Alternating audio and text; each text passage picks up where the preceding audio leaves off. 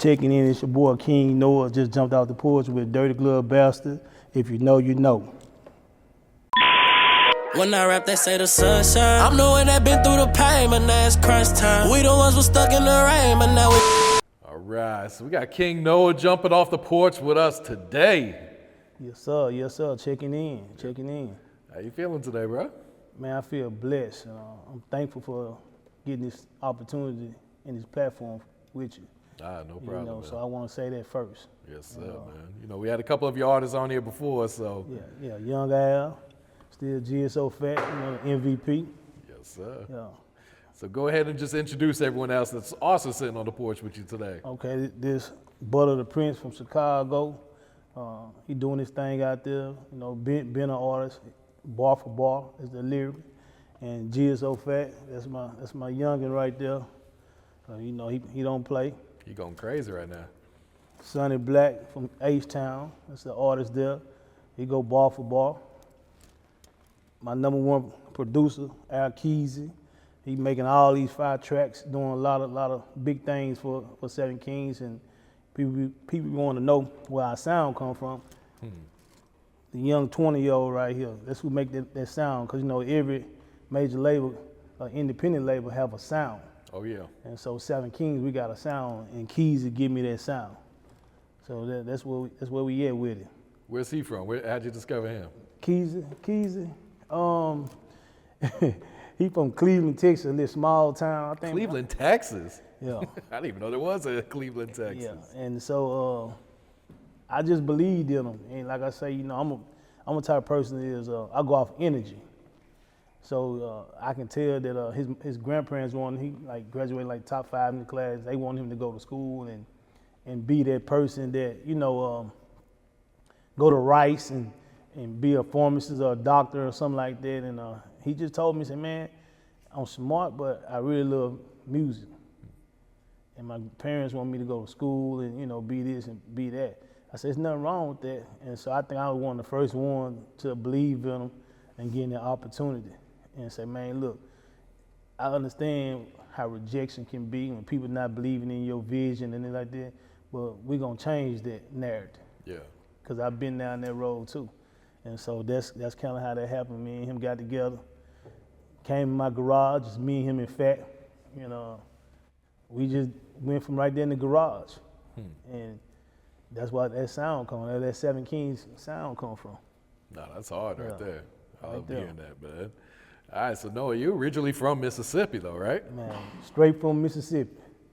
Natchez, Mississippi. Really a small town called Phat. I ain't never heard of that one. Yeah, heard of Alcorn State University? Mm-hmm. It's about 30 minutes from Alcorn State. Okay, that's where Steve McNair went to, Steve right? McNair, yeah. And it's this small town at the time when I was growing up, had one red light. That's it? Just one red light. And so the vision was, if you can just be productive, don't go to jail, stay out of trouble, move to Natchez, which is like 30 minutes up the road. We had maybe at that time 4 red lights. And so that's kind of like what happened with us. My parents and my mom, my dad, we kind of moved to Natchez to give us a better chance to make it in life. Okay. And then, went from there playing ball, college and stuff like that, and meet people from all over the world. Yeah. And before you got into the music industry, you were already an entrepreneur, right? Man, I was a 7-figure guy already before I came in. I came in the game strong. Yeah. So what were some of the first businesses you had? The first business that I had, I started. Me and my mom started a credit repair company back in 2001. Yeah, I was on credit 21 years ago, and I was in college. And I knew about 800 credit score at the age of 20. So I knew the importance of it then. So that was my first business, credit repair, helping people. I always believed in helping people. And back then I was doing it like I'd fix somebody's credit for $25 back then.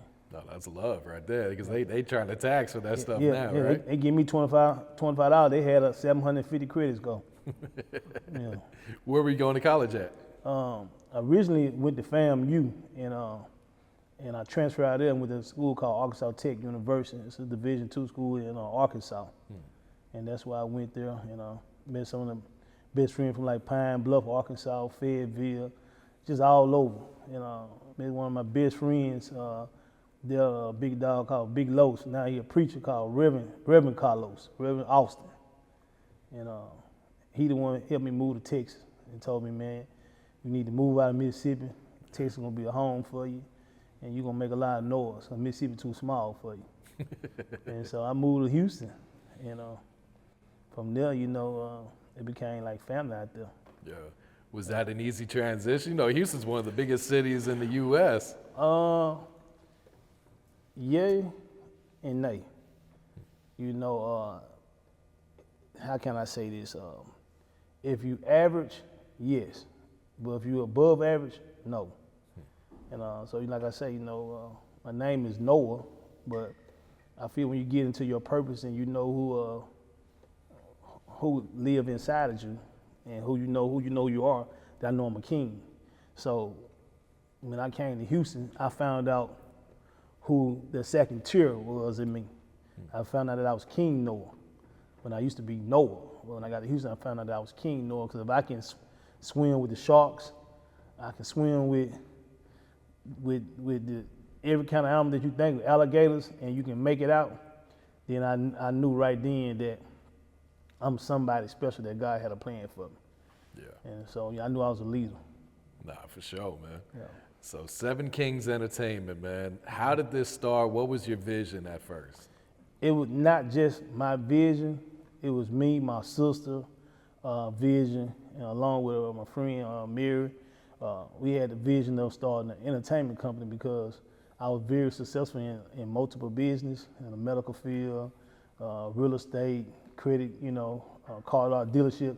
And my sister just said, hey, Noah, I think you need to start an entertainment company. You love music, and my sister's favorite artist was Jay-Z, and she loved music. And she was in D.C. She worked up there on the Hill, and she was like, just let's start an entertainment company. I'll help you. My friend Mary, and I'm like, are you sure? Because in Houston, they say it's hard to start an entertainment company in Houston. So I was always kind of like questioning about, do I want to start it in Houston or what? So I just went in there and prayed one day, and I was like, you know what? It's not about the money. It's a lot of people out here that want to share their vision and share their testimony, and sometimes people do it through music. So if I can help somebody share their testimony or share what they've been through music in a positive way, then I'm for it. So that's why I originally started the entertainment. And the number 7, it goes back deep with me from the right side, the left side, and on the square when it comes to me.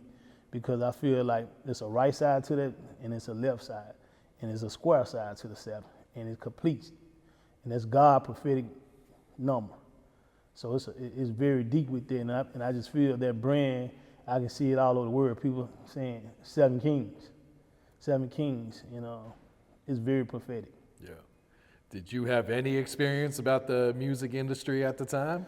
I had no experience. When I say no experience, none. In 3 years to this day, when I met you 3 years ago, when I brought Young out here, I had no experience. Matter of fact, I was so shy that I was scared to even come speak to you. It took me 3 years to finally get here, and I didn't spend a bunch of money on a lot of artists, helping them get to their vision, but never once have I ever put myself on the platform. So this is my first time. This is actually my second interview that people getting to see who King Noah is. So where did you turn to like kind of get advice or how to learn the game? Were you just Googling it, or did you have a mentor you could turn to? Man, when I tell this story, this is how you know it ain't nobody but God. We went to New York, and I was at Universal with Young Al. And when we walked in the building, we were like 10 deep, and I believe in being uniform, structure, and order, because that's a part of our protocol we get from our chief.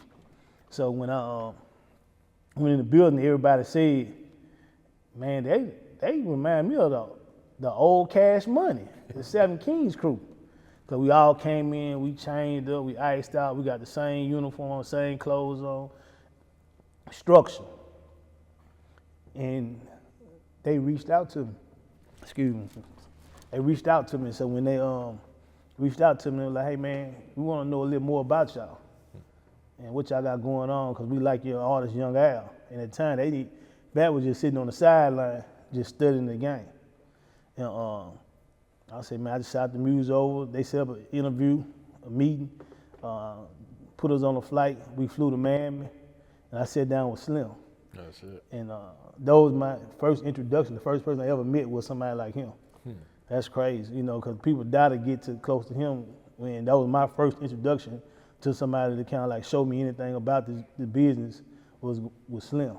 No shit.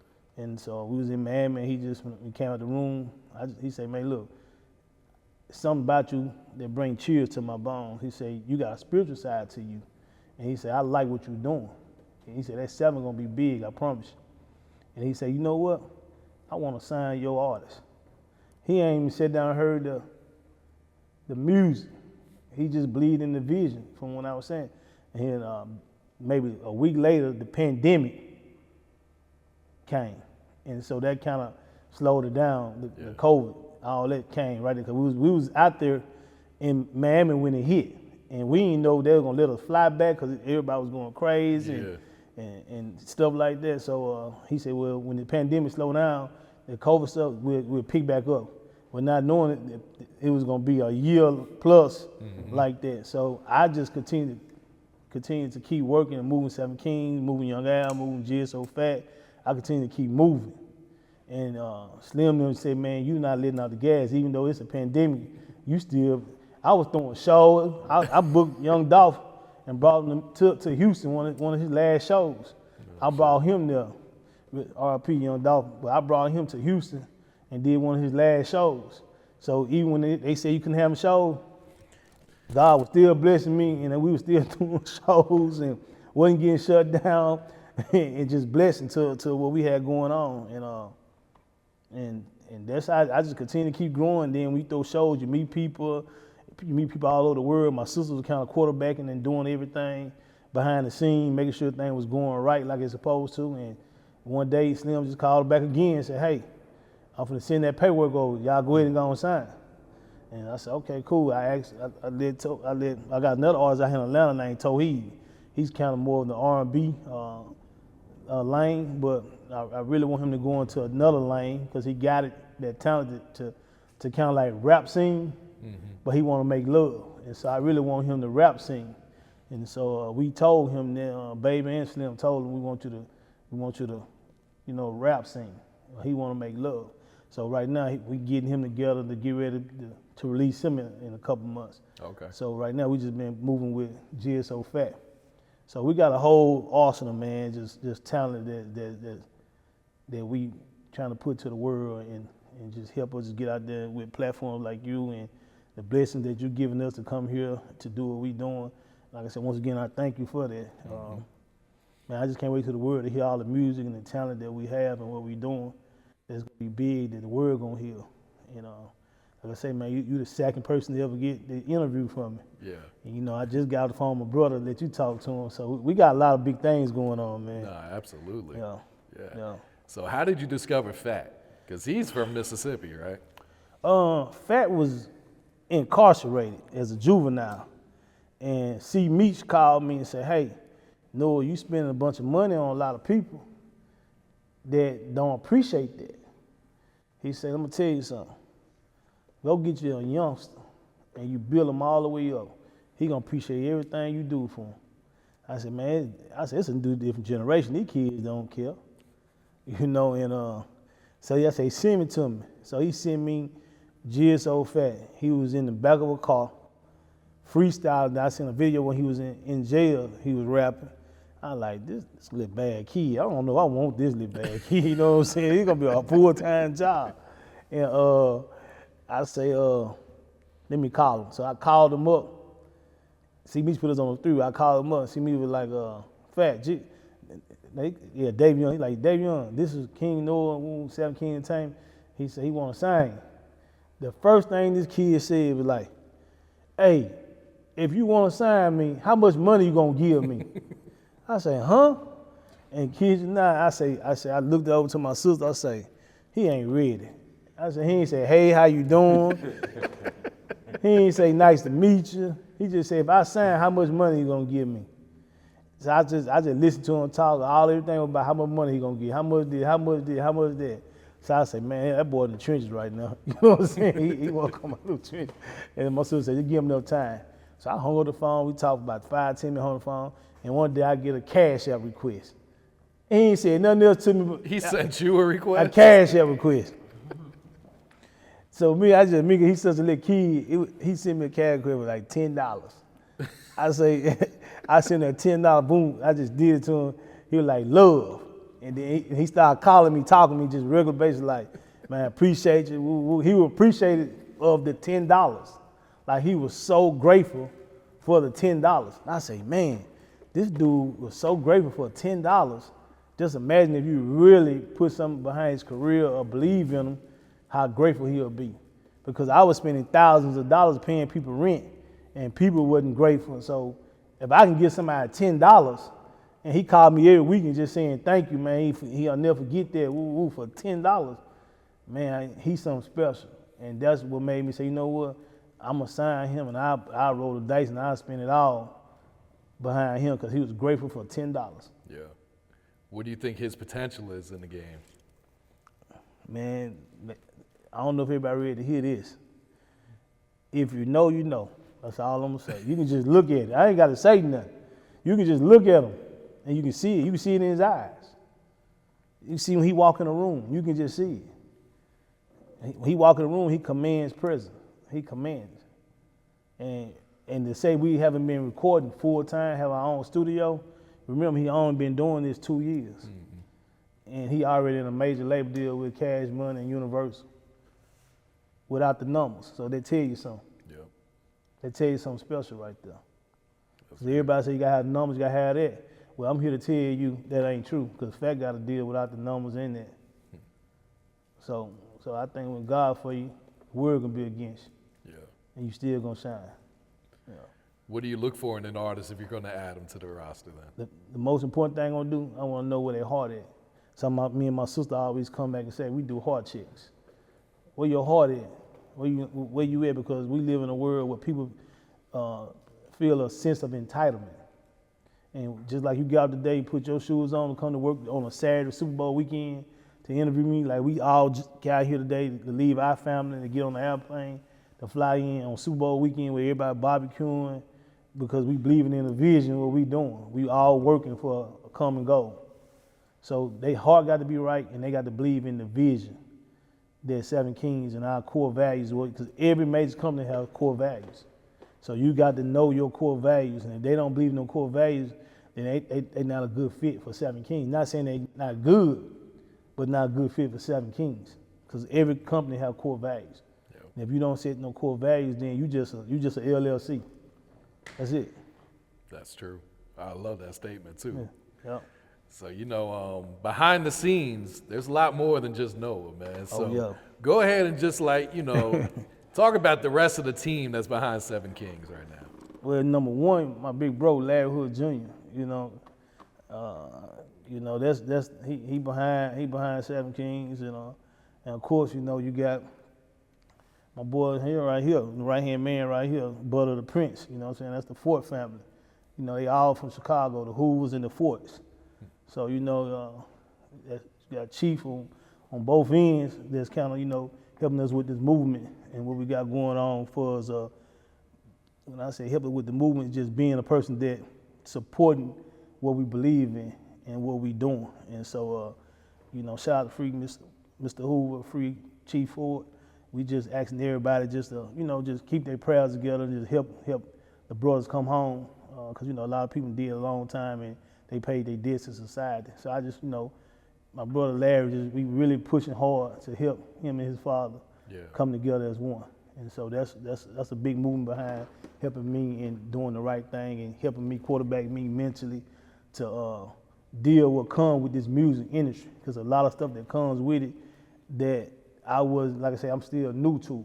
Mm-hmm. So me coming into that lane was all new. So I needed somebody in my ear to help me quarterback. Because sometimes I could be sitting at the table, this person can be a shark.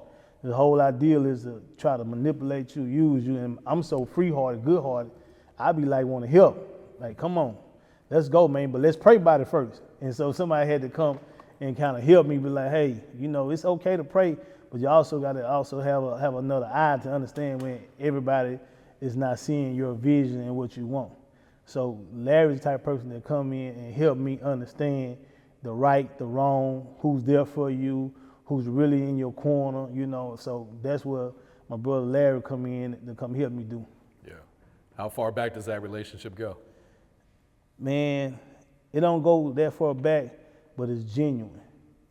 And our brother Dunny, his older brother, that's where the relationship started from. Miss Whitney, her older son, you know, and that's my brother right there. Like, it's so in tune because they're so family that a lot of times I don't like to even get on our relationship. Our relationship is so personal, you know, like we eat, barbecue, slap dominoes together, you know, we just sit, have a good time, rent the movies out, cater with nobody else but us there. So that relationship is so like sacred that a lot of times I don't get into that relationship because there's so much going on in the world with that movement. So I just try to keep my relationship 100% genuine with my brother and my mom, you know, the whole family over there. We just keep it, like right now, they all in Atlanta right now, you know, so we just keep it so genuine that a lot of times I don't even get on that subject because so many people ask me, I get calls every day. Hey, can you get Larry over here? Can you get this? Can you get that? Can you get that? If it ain't that, it's somebody that's connected to that. You know, you can get this person, get that person. If it ain't Larry, it's Jay. You know, it's always somebody that people call me trying to get connected to. So I always be the humble person and try to just kind of stay all the way on the back end and just play my position where I'm at and trying to build 7 Kings and the movement we got with JSO Fat, Cash Money, you know, and just 100% just going all out with that. Yeah, understood. Yeah. What's the music scene like in Houston right now? You know, the music scene in Houston, you got 1501 Carl Crawford, and I always rap a lot. I always got Houston, you know, on their back. So I think the music scene in Houston is good. I have no complaints. I just stay in my own lane, work my own jelly, you know, my own thing. But you know, 1501 to me right now is leading the industry in Houston down there, and outside of it is 7 Kings. So right now it's 1501, 7 Kings, and rap a lot. That's Houston. Yeah. What do you think it is about Houston that breeds like these mega house independent labels in this city? Man, Even going back to like Swisher House too. yeah. The milk and honey, and what I mean by that, you know, it's enough milk and enough honey in Houston. You know, it's plenty of land, and where land is money. Where money is royalties. So it's just always enough for everybody. You know, it's enough loads of bread out there for everybody, enough trucks, enough everything. It's big in Houston. Everything we do it big. So I just think that's why. So we don't have to go to the majors and say, hey, we need a budget. You know, the budget you got, we got it too as an independent.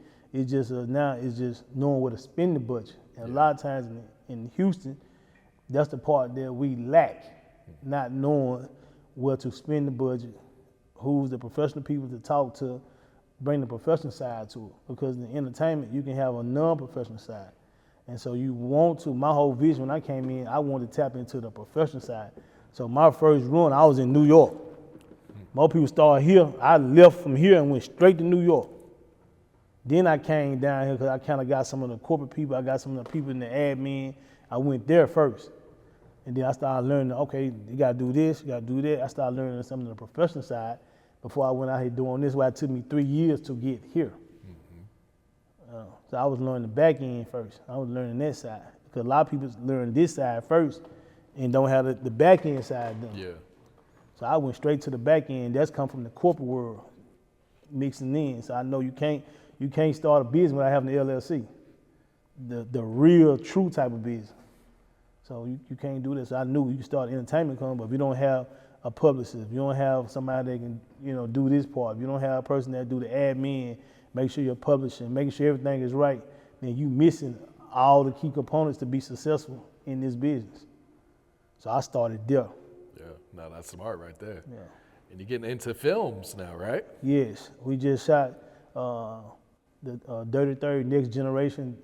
Originally, my brother D-Rick, Derek Dixon, Rick Shop, you know what I'm saying? He the person that originally started Dirty Third, and so I was just honored for him to even have me be a part of the next generation Dirty Third.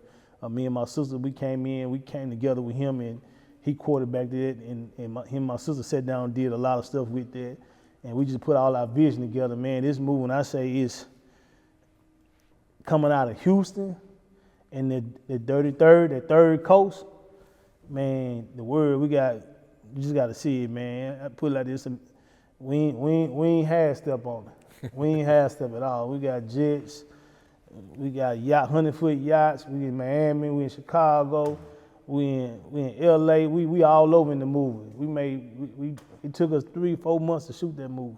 Okay. Yeah, it took us a minute, and it just now getting edited. I know.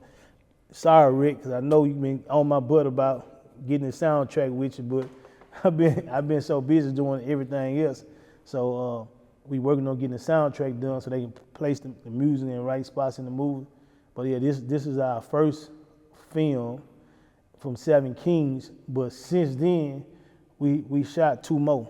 Oh shit. Yeah, so I'm finna not go. Bullshitting. Yeah, no, we ain't playing. We shot 2 more films in the last 9 months. So in this year alone, 2021, we shot 3 films, and we starting on another one that I just got a call yesterday.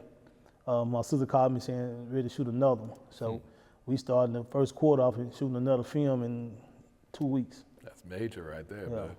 And you also got the Seven Kings clothing line too. Oh man, the merchandise is ridiculous. Yeah, it's crazy. Everywhere we go, I can't go nowhere without people asking us, what can I buy? What can I do this? Who this? Where is that? Man, that Seven King merch is something. Yep. I told you, I still got my shirts that you gave me Man. from, what, 2 years ago, 3 years ago? I'm gonna make sure I get you some more. Now I'm gonna get you the whole set. I got different type of sets, all type of stuff now. Yeah. So long-term goals, where do you see Seven Kings? It's gonna be Seven Kings is more than just an independent record label. It's family. So it's gonna bring love to the music industry, and I think that's what everybody needs. You know what I'm saying? To know that you have some people that's genuine, believing in your career, genuine believing in your vision. And I feel that if everybody come together, it's enough bread out there for everybody. You don't have to hate on nobody. I feel like Seven Kings gonna bring to the industry what the industry is missing, and that's love. Because people hate on him because, oh, he got red on, we don't like him. Oh, he got blue on, we don't like him. Oh, his chain, I don't like him because of this and that.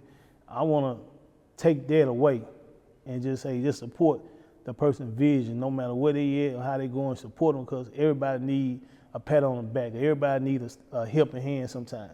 So I think what Seven Kings gonna do and what we plan on doing, we're gonna bring love, and I feel like we bring that love in this industry, that's gonna make us different than anybody.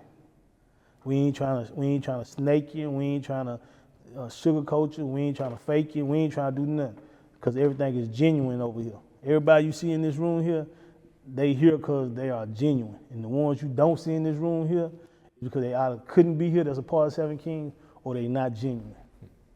Because some was here when I came the first time, some not here. Yeah. And that's rare in this industry, man. Yeah. You should already know that. Yep. You don't meet too many genuine, real people in this industry, man. Yep. Shout out to my boy Swamp Sizzo. That's one of the most genuine men that I came in the game with Swamp. Yeah. And he one of the ones brought me in the business. Rich gang, cash money for life. Absolutely, man. Do you have any advice you can share to some inspiring entrepreneurs, man? Number 1, if you say you're gonna do something, do it. Number 2, if you lie, you're gonna have to tell another lie to cover that lie, and eventually it's gonna come true. So it's always best being honest up front with everything you do in business. Because you don't have to like me for me to do business with you, but just be honest to me about what we're doing. Number 3 is make sure your critic is always good, because you can't do nothing in business if your critic ain't right. Because that's the first, when somebody comes to me, sometimes I don't say nothing because I'm the person I play like I don't know nothing. sit there, let you tell me all the good things to do, everything you need to say. And I'm just listening to you. But the first thing I'm gonna ask you, if you really wanna get my attention and want me to invest in something, or want me to get next to you and improve you, the first thing I'm gonna ask you is, show me your credit. Because there's a reason why the banks, when you go to the banks, they tell you, before they can even actually give you a credit card, give me your social. Because they want to do a credit check on you, see if you even verify or even eligible to even be approved for something. I do the same thing as the bank. So if you want me to do something, show me your credit. So if you can't show me your credit, then because I ain't no different than the bank. The bank got rules on how they lend. I got rules on how I'm gonna deal with you based off your credit. Now, we can help get better if your credit ain't good, but we can help get it better. But you got to show me where you at. So I gauge it just like how the banks do it. And that way you can eliminate a lot of riffraff. Yeah.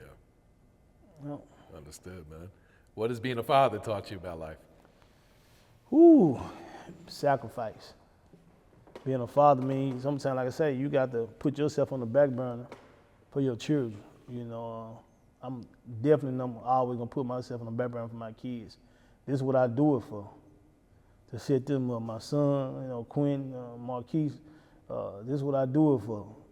I do it for them. You know, my girls, they good. Daddy's girl, good. I made sure of that 20 years ago. But my boys, I want them to be the ones that can carry on this legacy that I'm doing and what I'm building, that me, my sister, and my brother, that we building, because we building generation wealth over here in Seven Kings. We building generation wealth. That's what it's all about at the end of the day, right? That's what we doing. That's what we do it for. Yeah. You know, that's what my granddad and my mother and my father, that's what they taught me. You know, store for a rainy day and leave for your second generation. So one day I have a grandbaby and I store up something for my grandbaby, and that I give my son and my daughters the knowledge, and I might have a little sprinkle there for them, but I want to make sure that my grandkids is good. I love that, man. Yeah. All right, King Noah, you got any shout outs you'd like to give us before we wrap it up here, man? Man, first of all, I'd like to give a shout out to my sister, Kay, my partner, Greg, Slim, Baby, you know what I'm saying, for even believing in the vision and giving us an opportunity. I'd like to give a shout out to my brother, Larry, Free Larry Hoover. I'd like to give a shout out to my brother, Butter the Prince, Free Chief, Free Jeff Ford. Just, shutting in ones, my brother Weedy, you know what I'm saying? I can't leave without saying Weedy, he not here today. Much love. We got the football league going on down there too. Northside Savages. We doing that big in Houston. My brother Weedy is handling that over there. Man, I wish he could have been here because he usually traveled. He was with us last time, but he's so big in the football league right now, so he can't be here. He usually be Fat manager. Sonny Black. Everybody, JSO Fat, my nephew right behind us. I couldn't do nothing without him because he makes sure everything done. That's my Deontay. I don't know what I'd do without Deontay. You know what I'm saying? So, because he does everything for me and my sister. And he security, he manager, he does it all. So I definitely gotta give you respect, nephew. I don't know what I'd do without you. Man, it's just everybody. And number one, you know what I'm saying? A shout out to you too, for allowing us to have a platform so the world can hear and see what Seven Kings is all about. And thank you for that again, once again. No problem, man. And shout out to the cameraman that make sure this stuff is going the right way. Appreciate you, bro. When I rap, they say the sunshine. I'm the one that been through the pain, but now it's crunch time. We the ones was stuck in the rain, but now we up now. You the one was talking